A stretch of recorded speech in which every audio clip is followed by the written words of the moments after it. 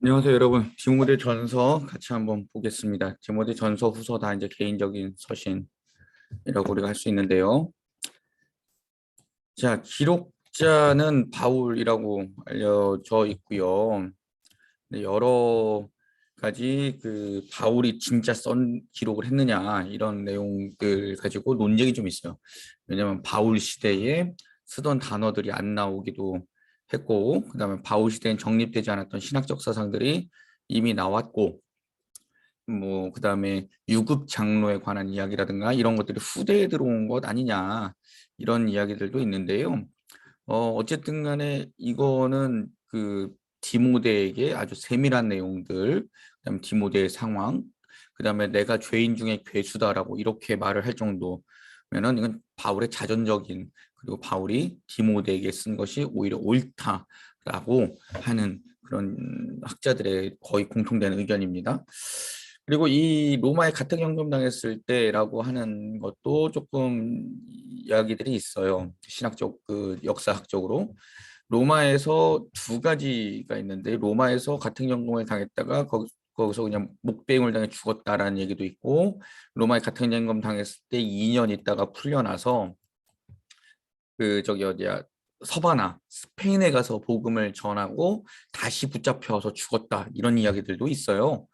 근데 그거는 이제 근데 스페인 쪽에 갔었다라면은 바울의 행적이 아예 이렇게 싹 사라질 수가 있는가? 바울과 관련된 지명, 그다음 바울과 관련된 전설 이런 것도 하나도 없다라는 거는 옳지 않다라고 역사학자들, 신약학자들이 이렇게 이야기를 합니다. 그래서는 아마 디모데서는 디모데에게 편지를 보낸 것은 로마에 가택연금 당했을 때 기록하지 않았겠는가라는 것이 일반적인 견해입니다. 자, 디모데 전서는요, 에베소 교회의 2대 목사인 디모데에게 쓰는 권면의 말, 교회를 위해서 쓴 겁니다. 1장 3절 제가 한번 읽어볼게요. 내가 마게도냐로 갈 때 빌립보에서, 마게도냐 빌립보죠. 너를 권하여 에베소에 머물러 한 것은 어떤 사람들을 명하여 다른 교훈을 가르치지 말며 라고 하면서 2대 목사, 개척은 누가 했죠? 개척은 바울이 했고 2대 목사인 디모데, 그다음 3대 목사는 요한, 뭐 이렇게 나간다 그래요. 근데 뭐 이거 이미 다 없어졌잖아요. 폐허만 남고. 그래서 우리는 늘 생각할 때 교회는 건물이 아니고 그 속에 있는 사람들, 예수 그리스도를 구주로 고백하는 사람들과 그 모임이 교회가 되어야 된다는 것을 우리는 잊으면 안 됩니다. 예, 건물은 다 폐허만 남습니다. 이 장석교회 건물도 언젠간 폐허가 될 겁니다. 그러나 그 속에 남아있는 예수 그리스도를 구주로 고백하는 사람들과 그 모임은 하나님 나라가 오실 때까지 영원히 존재할 것입니다. 그것이 교회입니다. 우리는 잘 생각하셔야 됩니다. 이 장석교회 멋진 건물이 교회가 아니라 이건 예배당, 예배드리는 처소, 예배를 드리기 위한 기능적 건물인 거지, 교회의 본질은 그 속에 있는 사람, 예수를 구주로 고백하는 사람, 교회라는 것 꼭 기억하셨으면 좋겠습니다. 자, 개인적인 서신인데요. 바울의 모든 서신은 교회를 위해 썼지만 여기는 디모데 전후서하고 디도서, 그다음 빌레몬서는 이름을 붙였죠. 개인을 위해서 충고하는 서신을 썼다는 거예요. 편지의 목적은 뭐냐면 너로 하여금 하나님의 집에서 어떻게 행해야 할지, 예, 그것을 알려주기 위해서 편지를 썼다라는 것을 우리가 알았으면 좋겠고요. 기록 배경에는 이런 것들이 있습니다. 처음 시작하는 교회들, 그리고 지도자들에게 교회를 어떻게 섬기십시오라고 쓰는 교훈이 있고요. 수많은 이교도들에게 둘러싸이는 환경이죠. 여러분 보세요. 그 에베소라는 도시는 터키 중간에 있는 도시예요. 터키, 그리스 신화의 중심지가 그리스와 터키 지방이잖아요. 에베소에도 크다, 우리 에베소의 아데미어라고 했던 사도행전 19장의 그 말씀을 기억하십니까? 거기도 이교도들이 엄청 많았던 그런 동네예요. 그때 에베소에 살던, 사도행전 19장에 보면 에베소에 살던 그 마술사들이 책을 가지고 와서 태웠는데 은 5만 양이나 되더라, 이런 이야기도 있습니다. 예. 그런 걸 봐서는 에베소도 굉장히 그 이교 문화가 충만한 도시라고 할 수 있죠. 그러나 그 도시에서 처음 예수를 믿겠다고 왔어요, 사람들이. 얼마나 핍박과 조롱과 그런 것들이 많았겠어요. 유혹도 많았겠죠. 그 에베소에 있는 아데미 여신상은요. 그 전에 한번 사도행전 할 때 우리가 사진을 보긴 했었는데 가슴이 24개인가가 달려 있는 여성 신상이잖아요. 다산의 상징이고요. 풍요의 상징입니다. 여신들이 다산과 풍요를 한다는 것은 항상 성적인 그런 문제하고 연관이 돼요. 그러니까 그 아데미 신전에 있는 여사제들, 그래서 우리 성창이라고 그러거든요. 성전에서 일하는 창녀들이라고 하는 그 성창들이 거기서 있으면서 제살 드리러 오는 사람들과 성관계를 맺어서 그게 아데미 신전 신에게 상달이 되면 거기서부터 이제 복이 내려온다만 이제 이런 식으로 했었단 말이에요. 그러니까 신전에서 나오는 고기 못 먹죠. 그런 육체적인 향락에 참여 못하지요. 그다음에 그 사람들한테 핍박받죠, 조롱받죠. 이러니까 언제든지 배교할 수 있는 교인들의 상황이 있었던 거예요. 그러다 보니까 바울이 디모데에게 이렇게 가르치십시오, 이렇게 알려주셔야 됩니다. 그다음에 당신은 또 이렇게 사셔야 됩니다라고 바울이 디모데에게 편지를 쓴 거예요. 아들 같은 믿음의 아들 같은 디모데에게. 1장 볼까요? 자, 바울이 디모데를 에베소에 남겨놓은 이유를 잘못된 가르침이 횡행하지 못하게 하라라는 그런 게 있는데요.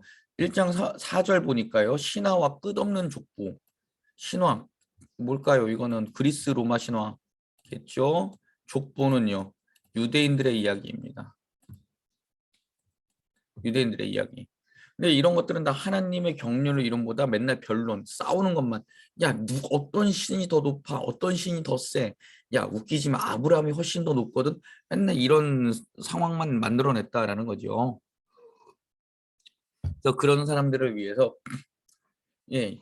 그래서는 하나님의 교훈의 목적은 뭘까요? 5절. 청결한 마음, 선한 양심, 거짓이 없는 믿음에서 나오는 사랑이 그 하나님의 교훈이어야 되는데 이 사람들이 여기서 벗어나서 율법의 선생, 율법만 따르려고 한다.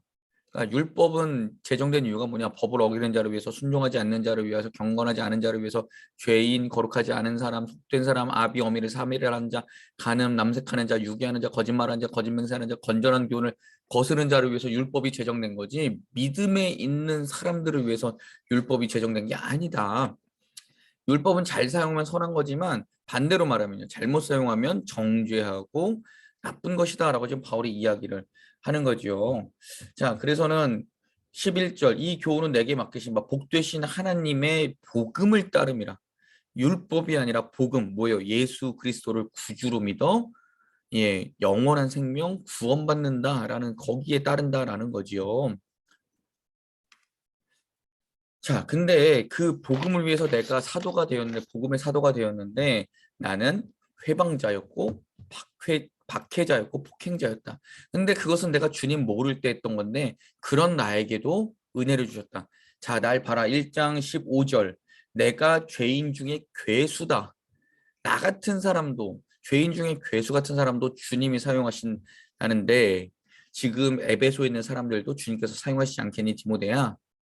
그 사람들 우리가 잘 가르치자. 지금 이렇게 이야기하는 겁니다. 내가 은혜를 입은 이유는 뭘까요? 나 같은 사람도 참으시고 나를 주의 종으로 했으니 나를 본받아서 정말 주님의 뜻대로 살아가는 모습을 우리가 보여야 한다라고 지금 이렇게 이야기를 합니다.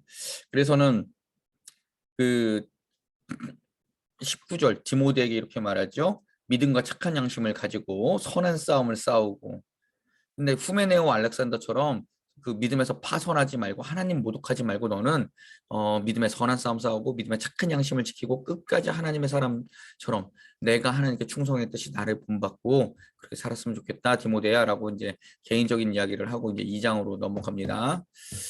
자, 디모데에게 이렇게 요구하지요. 그러므로 내가 첫째로 권하는 모든 사람을 위하여 간구와 기도와 도구와 감사를 해라. 간구와 기도와 도고는 중보기도라고 합니다. 감사의 기도를 드릴 수 있으면 좋겠다. 넌 교회 지도자이지 않니? 자, 기도의 대상으로 누굴까? 모든 유래에서 한다고 했을 때 임금들과 높은 지휘자들을 위해서도 지위에 있는 사람들을 위해서도 항상 기도해야 된다. 왜냐하면 우리가 단정함 그리고 평안함 생활을 하기 위해서 우리는 임금들, 높은 지위에 있는 사람들을 위해서 항상 기도해야 된다. 이거 바울이 항상 얘기했던 거예요. 그 로마서 13장에도 보면은 그 저기 뭐 권력에게 순종하라고 하는데 그것은 교회 생활을 저기 뭐야 안정적으로 하기 위해서 순종하라고 그렇게 가르쳤습니다. 갈등 일으키지 말고 복음 전하는데 싸우지 않게끔 하려고 그렇게 했습니다. 자, 그리고 5절 보니까요. 하나님은 한 분이시고 하나님과 사람 사이의 중보자 한 분 예수 그리스도이시다.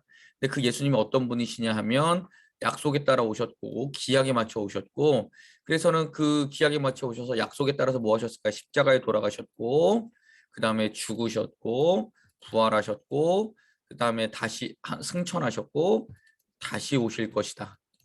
그 예수님을 그 기약에 그 예수님을 나는 이방인에게 전하는 사도가 되었다라고 그 7절에서 이렇게 하면 나죠. 내가 전파하는 자와 사도로 세움을 입은 것은 참말이요 거짓말이 아닌 믿음과 진리 안에 내가 이방인의 스승이 되었다. 이렇게 이야기를 합니다. 바울이. 자, 그러면서 이제 그 생활에 대한 권면을 하는데요. 남성들에게 먼저 이렇게 권면을 합니다. 8절. 남자들이 분노와 다툼이 없이 거룩한 손을 들어 기도하기를 원한다. 예, 남자들 어떻게 된다고요? 분노하지 말고. 이게 그 당시에 있었다라는 거죠. 분노라는 게.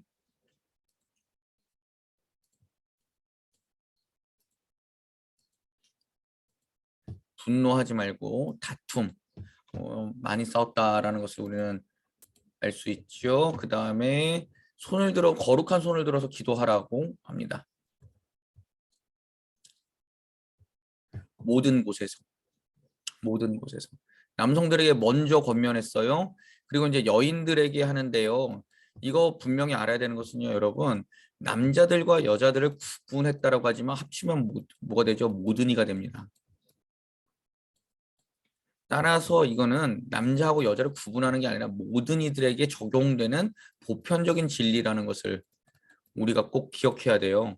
그러면서 이것만 요 구절만 딱 따가지고 조용히 해라 가르칠 수 없다 뭐 이런 소리들 하는 사람들이 있는데 아니에요. 하나님은 그렇게 하시지 않습니다. 모든 이들이 따라야 될 진리로서 이것을 이렇게 말씀해 주시는 거죠. 머리를 어지럽게 소박하고 정숙하고 단정한 옷차림으로 꾸미세요라고 권면합니다. 머리를 어지럽게 꾸미거나 금붙이 진주 값비싼 옷으로 치장하지 말고 하나님을 공경하는 사람에게 맞게끔 착한 행실로 치장하기 바랍니다.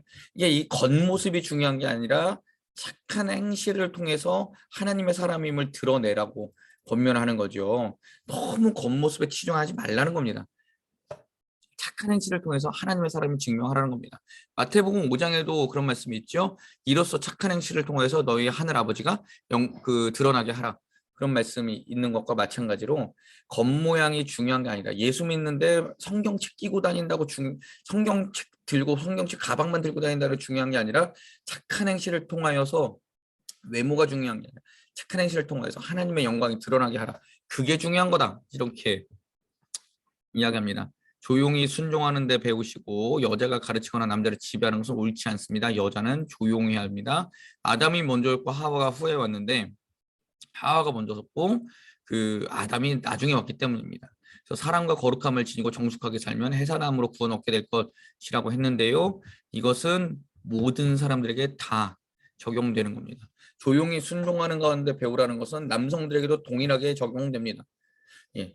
남성들이라고 다 옳겠습니까? 그렇지 않습니다. 여성들이라고 다 틀리겠습니까? 그렇지 않습니다. 남성들이라고 죄에 빠지지 않습니까? 죄에 빠집니다. 여성들이라고 죄에 빠지지 않습니까? 다 죄에 빠집니다. 그러므로 우리는 삶에 대한 권고를 받을 때, 아, 이건 하나님께서 모든 사람들에게 주는 것이구나, 라고 하고 받아들이는 것이지, 야, 여자들은 이렇게 해야 된대. 남자들은 먼저 기도하래. 이렇게 남자, 여자를 갈라놓고 싸우라고 이 말씀을 기록해 놓은 것은 아닙니다. 꼭 기억하시길 바랍니다. 자, 3장 볼까요? 3장에 보면 이제 감독과 집사의 자격에 대해서 나오는데요. 감독은요, 그 당시에 그 목회자라고 보시면 됩니다.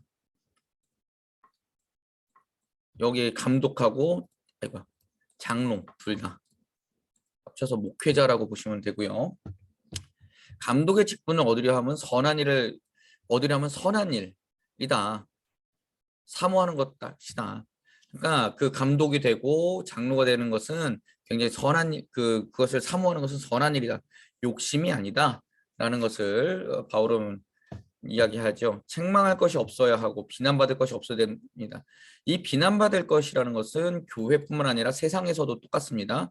그러니까 세상에서 법적인 죄를 저질렀는데 그냥 교회에선 괜찮아요. 이건 안 된다라는 거죠. 한 아내의 남편이고 그다음에 절제하고 신중하는 사람, 자제할 줄 아는 사람이어야 됩니다.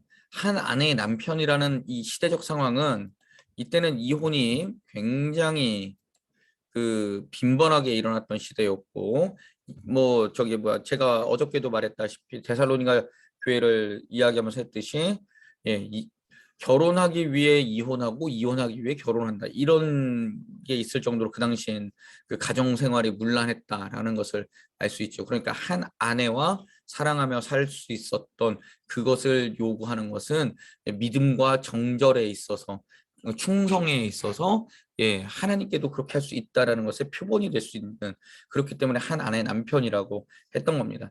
절제라는 것은요, 이거는 여기 아래 나온 술을 즐기지 않은 것과 똑같은 거예요. 술과 우상 향락을 즐기지 않는 것, 절제하고 신중하고 단정하다는 뜻은요, 존경스럽고 고상하다라는 뜻이 있어요. 그러니까 외모가 단정하다, 저 사람 참 아담의 단정이 그게 아니라 저 사람은 참 존경스러운 사람이야. 저 사람은 말과 행동이 참 고상해. 저속되지 않아. 이런 뜻을 가지고 있죠. 자, 나그네를 대접하고요. 그다음에 가르치기를 잘해야 됩니다. 그러니까 그냥 그 교회 내에서도 가르치려면 어떻게 해야 돼요? 잘 알고 그다음에 행해야 되죠. 그냥 나는 단풍하면서 너는 바람풍에 못하죠. 그러니까 가르치길 잘한다는 것은 그런 의미입니다. 난폭하지 않아야 되고요. 다른 사람을 품고 온화하고 관용할 수 있어야 되고요. 다투지 않아야 되고 돈을 사랑하지 않아야 돼요. 가정을 잘 다스려서 자녀들이 그 아버지에게 잘 따르는 모습을 보일 수 있어야만 감독의 직분을 줄 수 있다라고 했습니다. 그 가정도 제대로 못 다스리는데 어떻게 교회를 다스릴 수 있겠는가가 바울의 의문입니다. 그래서 동양에도 이런 우리 격언이 있죠. 수신제가 이후 치국평천하라. 그래서는 날마다 가정이 얼마나 잘 정리되는가를 우리는 사람을 보면서 알 수 있습니다.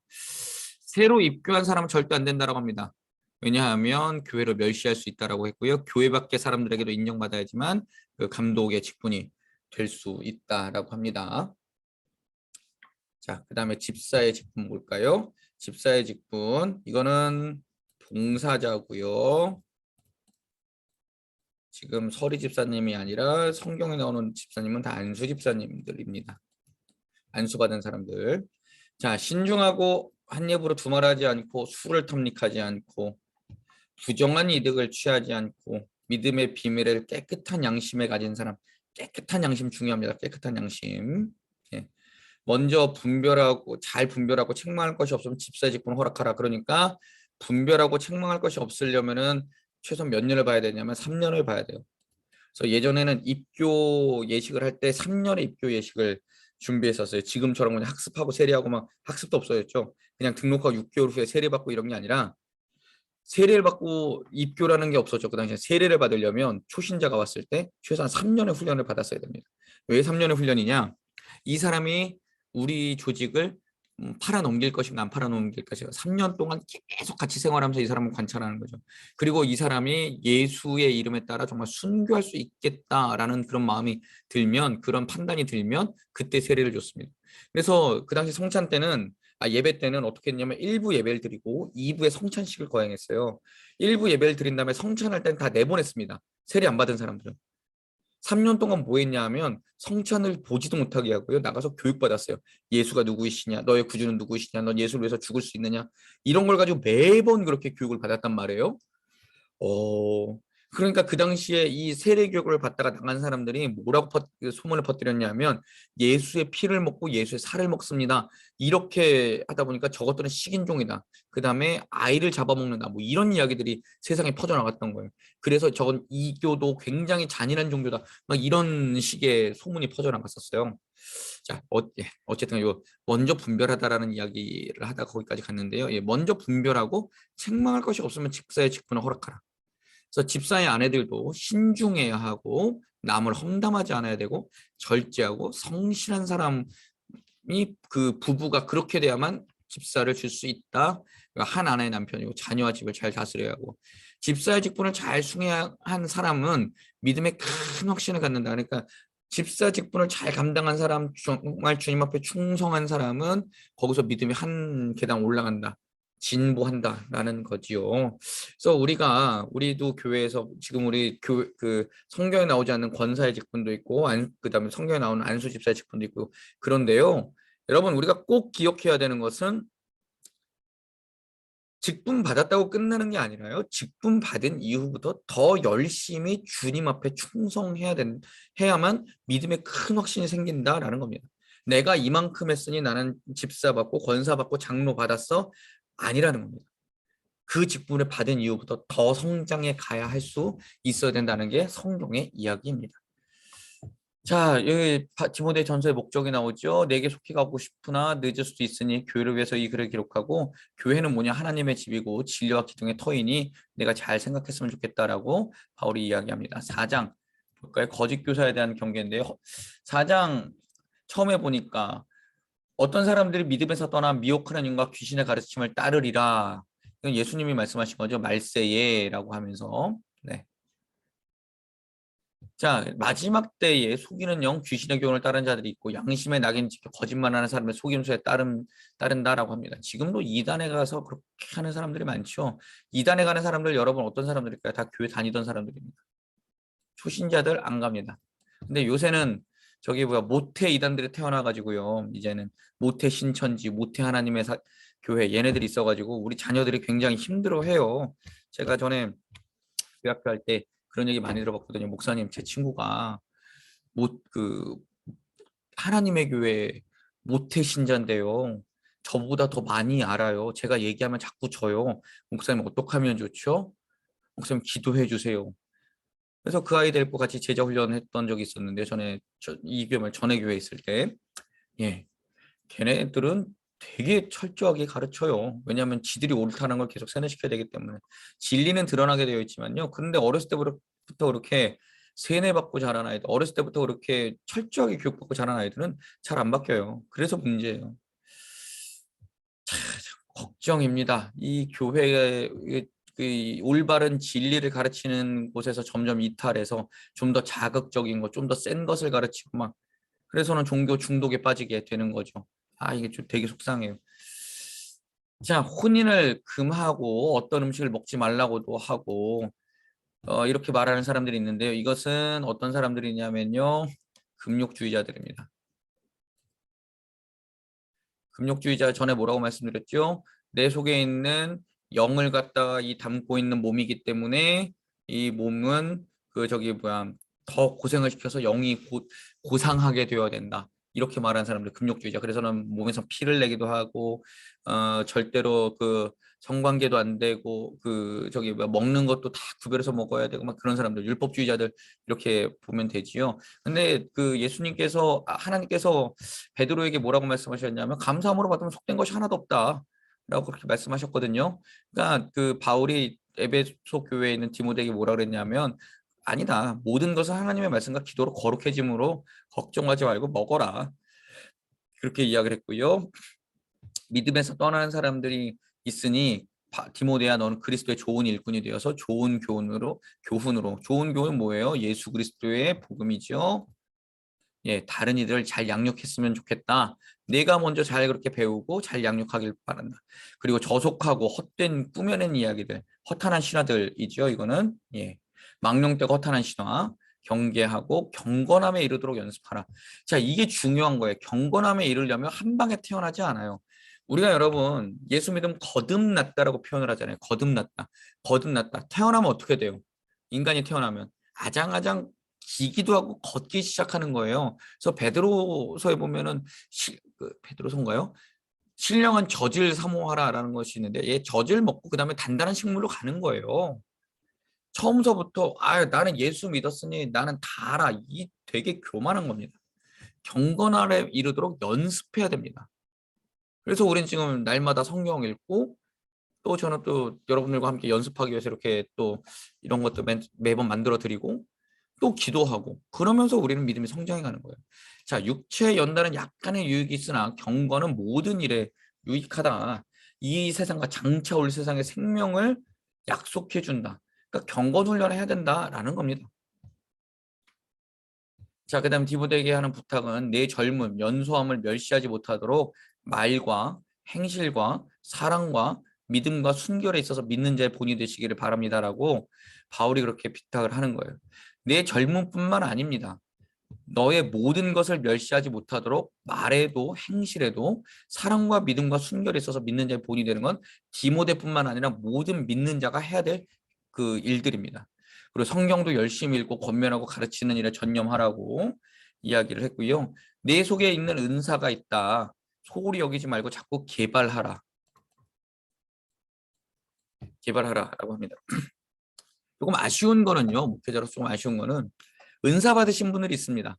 우리 교회 내에도 분명히 많으십니다. 근데 이 은사 받은 것을 교회 내에서 좀 기도회라든가 이런 데 좀 마음껏 배출할 수 있으면 참 좋겠는데 그게 안 되다 보니 또 그런 모임들에 그런 것들을 막 하는 모임들에 가서 하시는 것들이 있는데요. 은사자들을 위해서 같이 좀 기도하는 모임 이런 것들이 좀 있으면 좋지 않겠는가요? 개인적인 생각입니다. 좀 아쉽기도 하고요.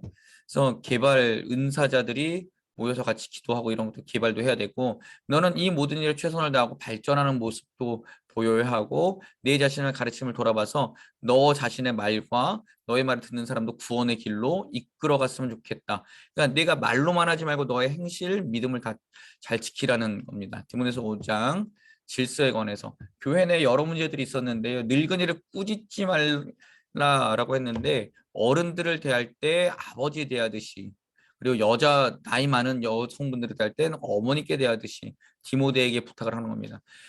우리 교회도 교회를 큰 가족이라고 생각한다면 교회 어른들 보면 우리가 서로 인사하고 젊은이들 보면 서로 사랑하고 아끼고 이런 것들이 우리 교회 선순환이 돼야 되는 거죠. 그래서는 우리 믿음의 자녀들 그다음에 손자 손녀들에게 꼭 가르쳐 주셔야 될 것은 어른을 보면 인사 잘해라. 요거부터 좀 가르쳐 주셨으면 좋겠습니다.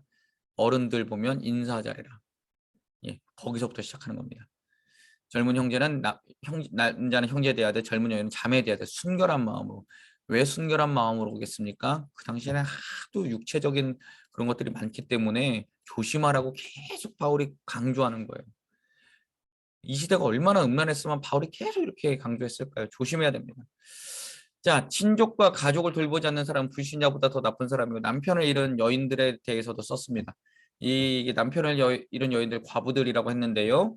자녀손들이 있다면 먼저 그들이 섬길 수 있는 기회를 줘라. 그리고 교회가 책임지지 않도록 해라. 자녀들이 있다면 그 자녀들이 먼저 섬겨야 되고요. 외로운 사람이 있다라면 남편을 잃어서 외로운 사람이 있다면 하나님께 소망을 두고 기도해라. 그리고 이 사람들의 그 명부에 올리려면 교회에서 도와주는 명부에 올리려면 나이가 60세 이상이고 한 남편의 아내였어야 하고 여러 사람의 남편을 두는 게 아니라 한 남편의 아내였고 선한 행실을 증거로 삼아야 되고 자녀를 잘 양육해야 되고 나그네를 잘 대접해야 되고 어려운 사람도 도와야 되고 선행을 잘 했던 사람 이 사람을 참 과부의 명단에 올려서 교회에서 도와줘야 된다라고 이야기를 했죠.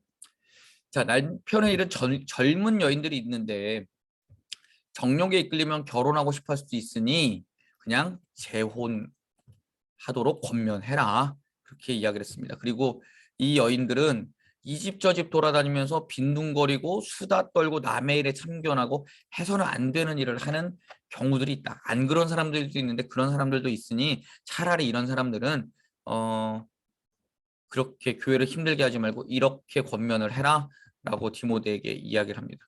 여성도 집안에 여성도가 있고 그 가문 가문에 남편 잃은 가정이 있다면 이 성도가 도와서 같이 살 수 있으면 좋겠다라고 하고 교회에는 짐을 지우지 말게 해라라고 지금 바울이 디모데에게 이야기를 하죠. 그 다음에 잘 다스리는 장로들, 잘 가르치는 장로들을 존경하고 말씀을 가르치는 일에 수고하는 장로들을 잘 챙겨라. 소의 입에 망을 씌워놓고 그 못 먹게 하지 말고 그들을 잘 섬기고 그들에게 더 잘 가르칠 수 있도록 모든 것을 공유할 수 있도록 하라라는 것이 바울의 이야기입니다.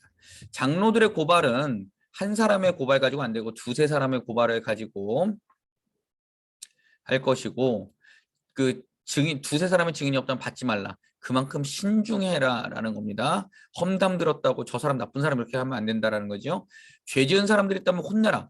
정말 남은 사람들 두려워할 정도로 이거는 교회에서 치리하고 그죠? 그다음에 출교하고 이런 것들을 좀 살했으면 되는데 이게 없다 보니까 자꾸 그냥 교회에서 큰 문제만 나오는 거죠. 지금까지 이야기한 모든 것을 편견 없이 잘 지키고 공평하게 사람들을 대하고 디모데 아무에게나 안수하지 말고 다른 이의 죄에 끼어들지 말고 같이 죄 짓지 말고 정결하게 살아라. 그리고 디모데야 봐라. 너 죄가 나중에 드러나고 선행도 드러나니 너는 하나님 앞에서 실망하지 말고 선행을 해라.